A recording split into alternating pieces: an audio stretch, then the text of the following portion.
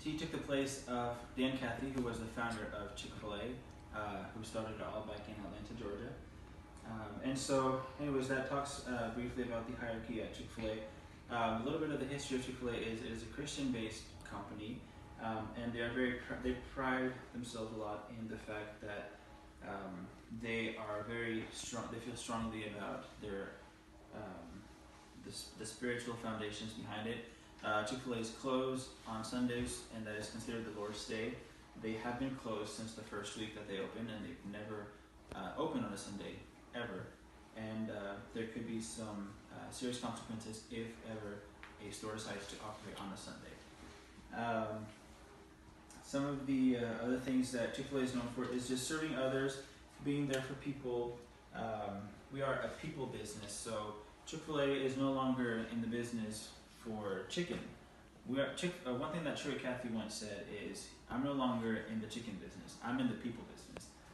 The money, the sales, all of that is just a byproduct. I get that because I work so hard in meeting people and serving others and giving, and I get money in return, and that's just, I get that, but it's not what I want. I want to expand as far out as I can, because the more I grow, the more people I get to serve, and the more people I get to impact.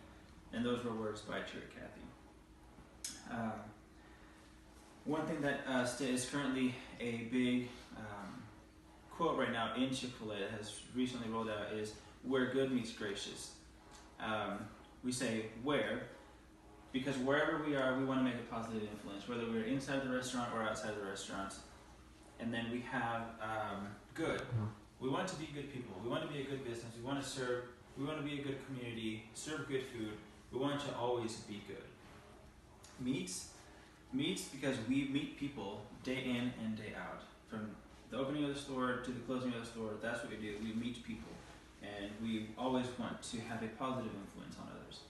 And gracious, whatever situation you're in, no matter if you're having a good day or a bad day, if you're coming from work, going home from work, if you're having a difficult day with your family, we will welcome you with open arms, and we will be there for you, not just to serve you food, but to possibly pray for you or just give you a hug, or whatever it is that you may be needing at the time. So that is why Chick-fil-A is where good meets gracious.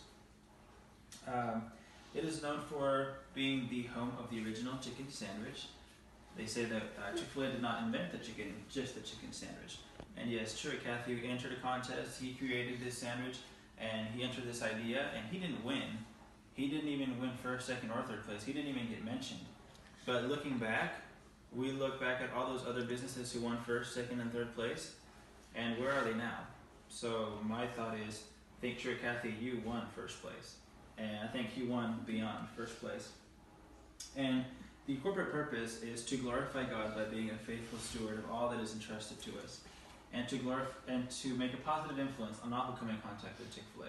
That is the corporate purpose, and that is what ultimately we want to do. It doesn't talk about sales, it doesn't talk about money, just to glorify God and to serve others. That is the ultimate goal at Chick-fil-A. Just a quick examples of upward communication is, one of the team members suggested that we roll out something new, mac and cheese. And that slowly made its way up through the chain, all the way up to corporate, and it is currently being tested out now. Chick-fil-A rolled out some mac and cheese and is being tested in certain markets for business, including the Houston area. Some downward communication example is Chick-fil-A has decided to roll out the Chick-fil-A One app, which is a fantastic app. Download it now if you all do not have it. It started up in corporate, and then it slowly made its way down to team members to train our guests on how to use the app. And then horizontal communication is, for example, in the drive-thru, they have radios outside, people taking orders, and then there's radios inside, and that's where they communicate any special requests that a guest may have. Anything that needs to be changed, that's just communication that happens amongst people on the same level. And then lastly, one thing that Chick-fil-A focuses on is not marketing the business nationally, but marketing the business locally. Instead of spending billions and billions of dollars on national commercials, we decided to invest a few thousands of dollars on local communities like the schools, local offices, because we know that those guests are going to come back, and we're going to create emotional connections, and they're going to stay raving fans forever. So that is Chick-fil-A, that is the hierarchy, that is the communication, and that is pretty much the